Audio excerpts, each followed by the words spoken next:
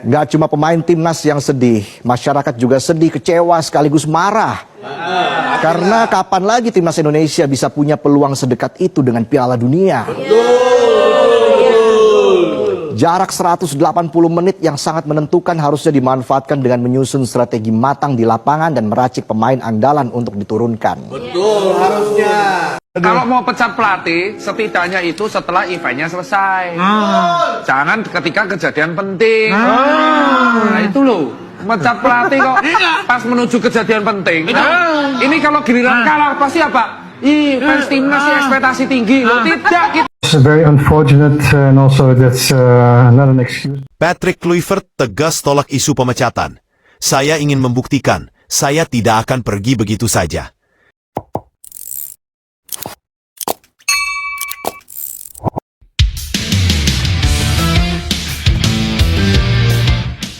Jakarta, isu panas kembali mengguncang dunia sepak bola nasional. Setelah dua hasil uruk yang diterima tim nasional Indonesia dalam lanjutan ronde keempat kualifikasi Piala Dunia 2026 zona Asia, posisi Patrick Kluivert sebagai pelatih kepala kembali menjadi sorotan tajam.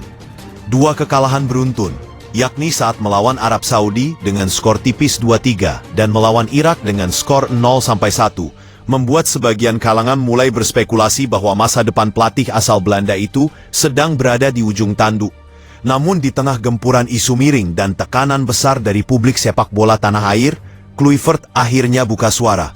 Dalam konferensi pers yang digelar di Jakarta pada Selasa malam, pelatih berusia 49 tahun itu tampil tegas, dengan nada suara yang penuh keyakinan. Ia menolak anggapan bahwa dirinya akan meninggalkan kursi pelatih hanya karena dua hasil buruk, dan menegaskan bahwa ia masih memiliki tekad besar untuk membawa Indonesia bangkit.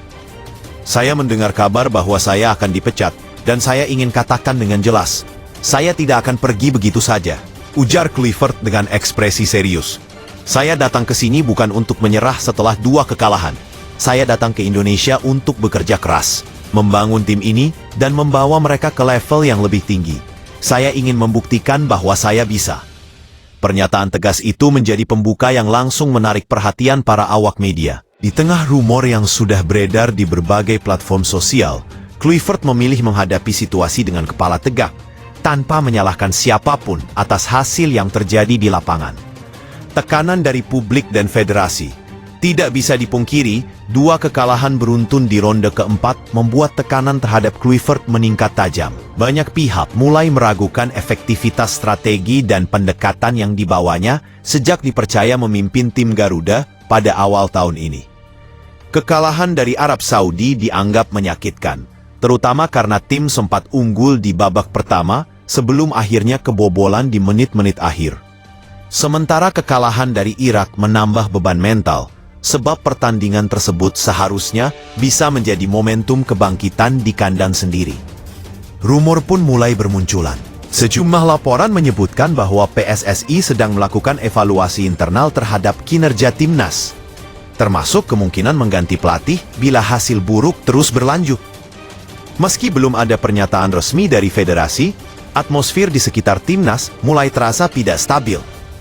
Namun Kluivert menolak terjebak dalam ketegangan itu. Ia memilih melihat situasi dari sisi positif, menegaskan bahwa proyek yang sedang ia bangun bersama Indonesia tidak bisa diukur hanya dari dua hasil pertandingan. Kita sedang dalam proses panjang.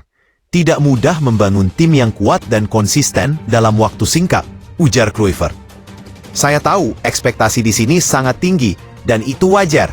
Tapi semua tim besar melalui masa sulit sebelum mereka menjadi kuat. Saya yakin dengan kerja keras dan dukungan, kita bisa bangkit. Sambung pandangan. Sejak awal kedatangannya, Kluivert membawa visi besar untuk mengubah mentalitas dan gaya bermain tim nasional Indonesia. Ia berulang kali menegaskan bahwa tujuannya bukan sekadar menang di satu atau dua pertandingan, tetapi membentuk fondasi permainan modern yang bisa bertahan untuk jangka panjang. Dalam beberapa laga sebelumnya, publik sempat melihat potensi besar dari filosofi sepak bola menyerang yang coba diterapkannya.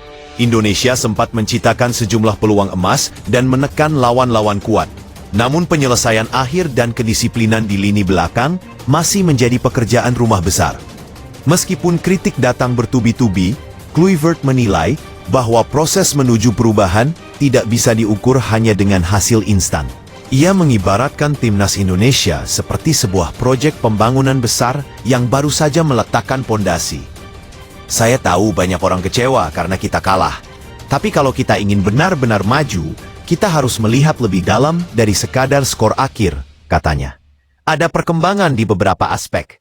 Ada kerja keras yang luar biasa dari para pemain. Dan saya akan terus bekerja untuk memastikan mereka berkembang lebih baik lagi. Dukungan dari ruang ganti. Meski tak menyebut nama pemain, Kluivert mengisyaratkan bahwa dukungan dari skuad masih sangat kuat. Para pemain disebut tetap percaya pada arah yang dibawanya dan berkomitmen untuk bangkit di pertandingan berikutnya. Saya berbicara dengan mereka, dan saya bisa merasakan semangat itu masih ada, ujarnya. Mereka kecewa ya, tapi mereka tidak kehilangan keyakinan. Saya lihat mereka masih percaya pada proyek ini, dan itu yang paling penting. Flashback bak. Sumber internal yang dekat dengan tim pun menyebutkan bahwa suasana ruang ganti tetap kondusif. Tidak ada tanda-tanda perpecahan atau konflik, meski tekanan dari luar begitu besar. Para pemain disebut masih menghormati Kluivert dan merasa ia memberi pendekatan yang manusiawi sekaligus profesional. Beberapa anggota staf pelatih juga menyatakan bahwa Kluivert tetap tenang dalam menghadapi tekanan dan bahkan memotivasi semua pihak untuk tidak terpengaruh oleh rumor. Dalam setiap sesi latihan, ia tetap menunjukkan antusiasme tinggi dan menekankan pentingnya fokus pada peningkatan performa, bukan pada isu di luar lapangan. Analisis antara tekanan dan harapan. Bagi sebagian analis sepak bola nasional, posisi Patrick Kluivert saat ini memang rumit. Ia datang dengan reputasi besar sebagai legenda sepak bola Eropa. Namun publik Indonesia terkenal tidak sabar terhadap hasil. Dalam atmosfer kompetisi yang ketat di ronde keempat kualifikasi, 2 kekalahan bisa dengan cepat mengubah persepsi publik. Meski demikian, sejumlah pengamat menilai bahwa memecat Kluivert saat ini bukan langkah bijak. Proyek pengembangan taktik dan sistem yang ia bawa membutuhkan waktu untuk benar-benar membuahkan hasil. Mengganti pelatih di tengah ronde kualifikasi justru bisa memutus kontinuitas yang sudah mulai terbangun. Salah satu analis sepak bola Indonesia, yang enggan disebut namanya, mengatakan bahwa apa yang dialami Kluivert bukanlah hal baru bagi pelatih asing di Indonesia. Tekanan publik yang tinggi seringkali membuat federasi mengambil keputusan emosional. Setiap pelatih yang datang ke Indonesia pasti akan menghadapi 2 hal, euforia besar dan ekspektasi yang luar biasa. Tapi kalau hasil tidak sesuai, mereka bisa langsung jadi sasaran. Padahal dalam sepak bola modern, perubahan butuh waktu, ujar sang analis. Kluivert, saya tidak lari dari tanggung jawab. Di akhir sesi wawancaranya, Kluivert menegaskan bahwa ia siap menanggung semua kritik dan evaluasi. Namun yang tidak bisa ia terima adalah tuduhan bahwa ia tidak serius atau kehilangan arah. Dengan nada tegas, ia menekankan bahwa dirinya akan terus bekerja keras dan menolak menyerah sebelum target tercapai. Saya tidak lari dari tanggung jawab, katanya sambil menatap tajam ke arah para wartawan. Kalau saya hanya ingin mencari aman, saya bisa pergi sekarang. Tapi saya bukan tipe seperti itu. Saya seorang pelatih yang punya hati, dan saya ingin meninggalkan sesuatu yang berarti di sini. Ucapan itu diikuti dengan tepuk tangan dari beberapa wartawan yang hadir.